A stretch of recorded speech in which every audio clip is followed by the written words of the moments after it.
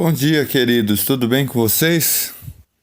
Hoje é dia 5 de setembro, segunda-feira, e nós chegamos ao capítulo 24 de Atos dos Apóstolos.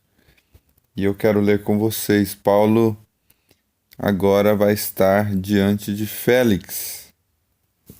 E Ananias e Tertúlio vão acusar Paulo. Capítulo 24 diz assim: 5 dias depois, desceu o sumo sacerdote Ananias, com alguns anciãos e com certo orador chamado Tértulo, os quais apresentaram ao governador Libelo contra Paulo. Sendo este chamado, passou Tértulo a acusá-lo, dizendo: Excelentíssimo Félix, tendo nós, por teu intermédio, gozado de paz perene. Ele já está começando a puxar para a sardinha do Tértulo aqui. Tendo gozado de paz perene por seu intermédio, também por teu proveniente cuidado, se terem feito notáveis reformas em benefícios desse povo.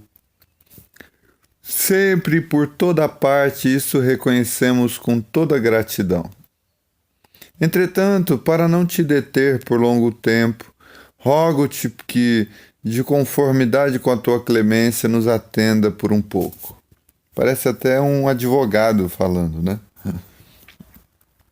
Porque tendo nós verificado que este homem é uma peste e promove sediações entre os judeus esparsos por todo o mundo, sendo também o principal agitador da seita dos nazarenos, o qual também tentou profanar o templo, nós o prendemos, com o intuito de julgá-lo segundo a nossa lei.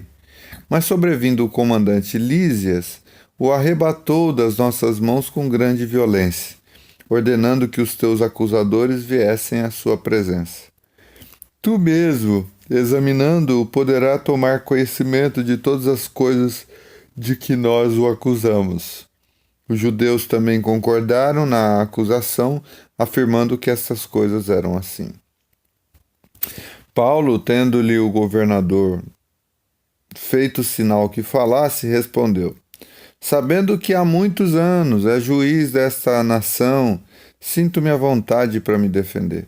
Visto poderes verificar que não há mais de 12 dias desde que subi a Jerusalém para adorar, e que não me acharam no templo discutindo com alguém, nem tampouco amotinando o povo, fosse nas sinagogas ou na cidade. Nem te podem provar as acusações que agora fazem contra mim. Porém, confesso-te que, segundo o caminho a que chamam seita, assim eu sirvo ao Deus de nossos pais, acreditando em todas as coisas que estejam de acordo com a lei e nos escritos dos profetas, tendo esperança em Deus, como também estes a têm, de que haverá ressurreição tanto de justos como de injustos. Por isso também me esforço por ter sempre consciência pura diante de Deus e dos homens. Depois de anos vim trazer esmolas à minha nação e também fazer oferendas. E foi nessa prática que alguns judeus na Ásia me encontraram já purificado no templo, sem ajuntamento e sem tumulto, os quais deviam comparecer diante de ti e acusar se tivesse alguma coisa contra mim.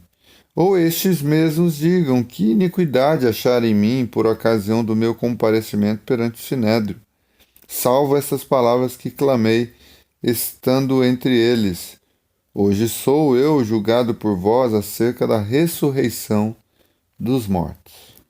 Veja como Paulo apresenta sua defesa. Ele confessa que de fato está sendo acusado por causa do caminho e porque ele de fato proclama que Jesus ressuscitou dentre os mortos. Essa era uma questão muito séria para os judeus. Os judeus tentaram esconder isso de todo o povo, espalharam que era apenas um boato, deram dinheiro para os que guardavam o corpo de Jesus, justamente para que essa notícia não passasse adiante, para que eles acreditassem que os apóstolos, os discípulos de Jesus, é que pegaram o corpo e esconderam.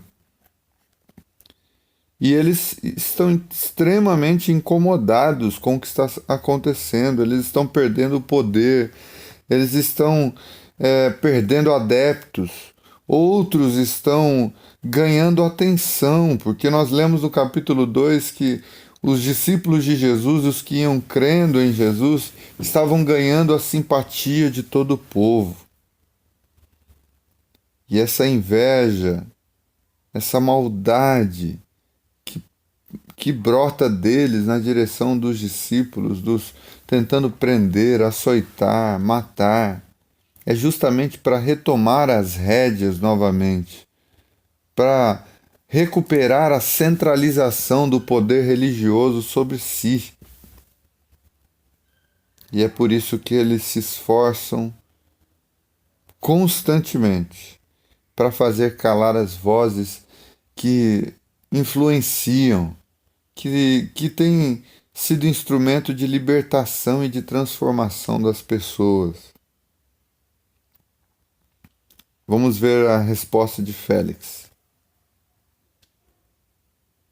Então Félix, versículo 22.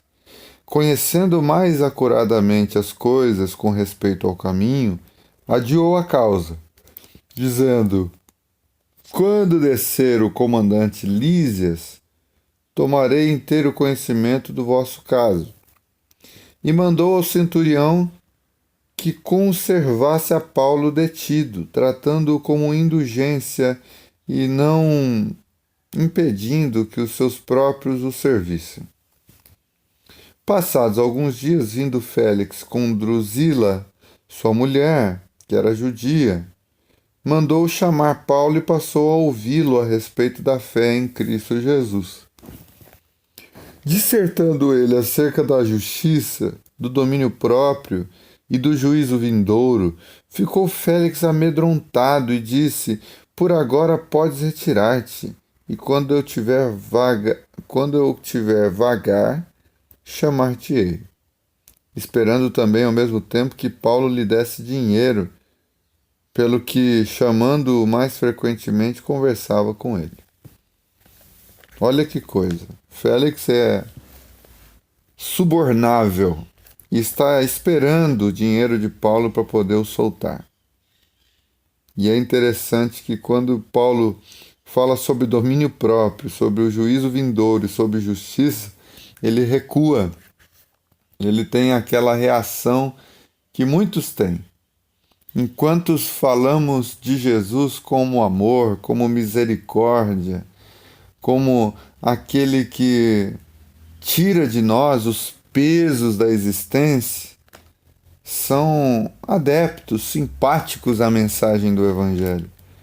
Mas quando passamos a falar do domínio próprio, do desafio de fazer justiça ao próximo, da responsabilidade diante do juízo vindouro, ou seja, a responsabilidade daquilo que nos foi confiado, dos talentos, dos dons, das oportunidades, das pessoas, de todo o trabalho que temos que fazer diante da vida.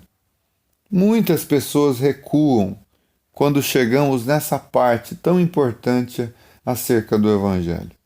É muito fácil a gente aceitar o Jesus perdoador, misericordioso e bondoso, embora há também os que gostam da justiça própria, os arrogantes, que nunca internalizam a graça e o perdão de Deus por pura atitude soberba, porque não querem outro tipo de experiência com Deus que não seja pelo seu mérito e acham que conseguem merecer alguma coisa.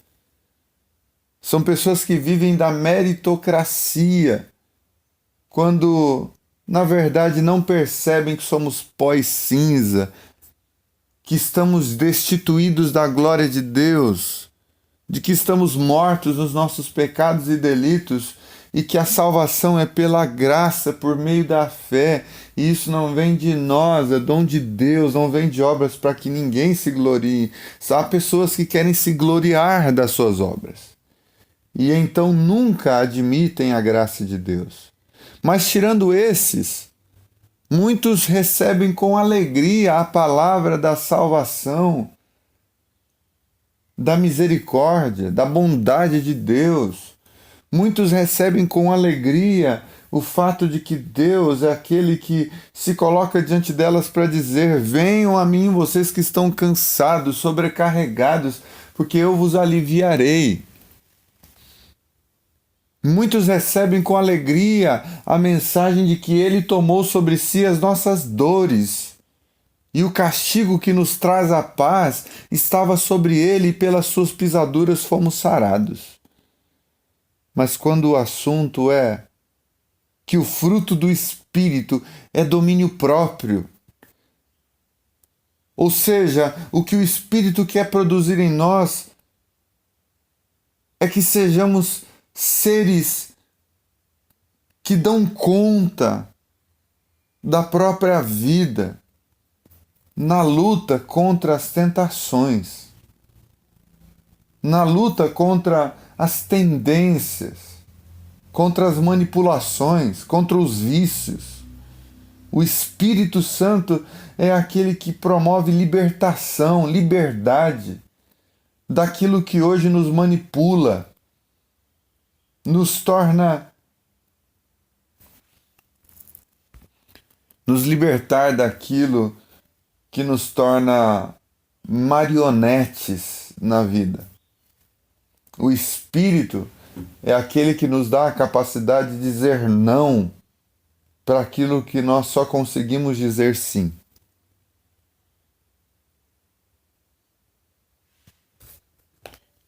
Quando a gente chega na parte da mensagem que nós precisamos olhar para as pessoas caídas à beira do caminho com misericórdia e graça e tratá-las como o bom samaritano tratou, tratá-las como da nossa própria casa. Quando nós chegamos na parte de que nós devemos vender parte dos nossos recursos para ajudar os necessitados, disponibilizar a nossa casa, a nossa vida. Quando a gente chega na parte do juízo vindouro, de que Deus há de julgar os vivos e os mortos, e de que cada um receberá segundo as obras que externalizou, que praticou, que encarnou,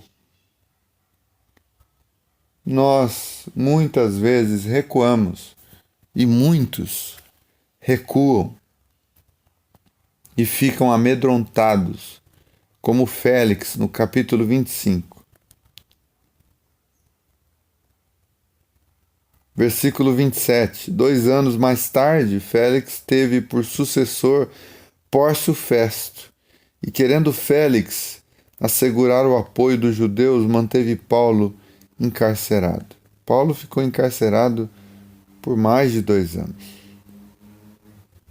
O que deve ter passado na cabeça de Paulo? Muito daquele alvoroço dos judeus, dos religiosos, deve ter diminuído com esses 2 anos. Eles devem ter achado que da prisão Paulo não sairia, porque 2 anos de prisão é bastante coisa quando se está lidando com um motim, com falsos acusadores, com perversidades. Com certeza aqueles que jejuaram na cidade anterior, dizendo nós só vamos quebrar o jejum depois que Paulo morrer, não permaneceram jejuando, porque Paulo ficou 2 anos ainda aí preso e ainda demorou para morrer, mostrando a tolice dos seus intentos. Mas o fato é que Paulo estava disposto a pregar o Evangelho, seja dentro da prisão ou fora da prisão. É possível que nesses 2 anos ele tenha escrito algumas de suas cartas. É possível que nesses 2 anos ele continuou semeando dentro da prisão, nas oportunidades que ele tinha de conversar com aqueles que o prendiam, com as autoridades que o visitavam, e todas as vezes que Paulo ia apresentar sua própria defesa, ele aproveitava como oportunidade para ensinar o Evangelho de Jesus. Na próxima oportunidade, nós vamos ler Paulo diante de Festo, apelando para César, e isso vai acontecer no dia de amanhã, se Deus quiser.